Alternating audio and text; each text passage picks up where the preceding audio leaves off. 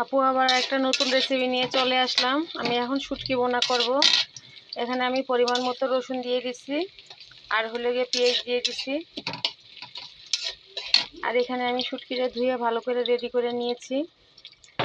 আর শুটকিটা দেওয়ার জন্য আমি একটু সামান্য পরিমাণ হলুদের গুঁড়ো, মরিচের গুঁড়ো, ধনিয়ার গুঁড়ো, আর এখানে টমেটোটা আমি আগের থেকে প্রসেসিং করে রাখছিলাম, সেটাও দিয়ে দিব।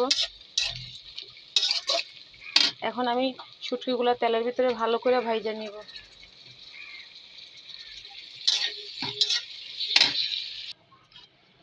শুটকিটা আমি ভালো করে ভাজা ভাজা করে সব মশলাগুলো আমি দিয়ে দিলাম।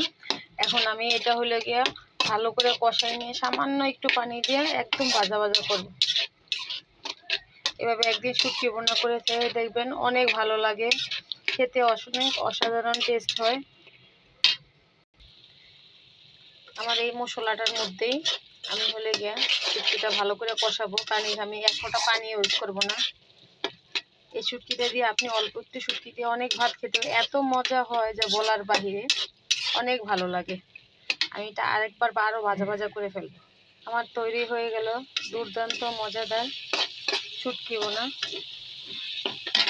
যারা শুটকি লাভার, যারা শুটকি অনেক বেশি পছন্দ করেন, তারা এইভাবে একদিন রান্না করে খাবেন। একদম অসাধারণ টেস্ট, জিহ্বায় লেগে থাকার মতো। আমার কাছে সেই স্বাদ লাগে।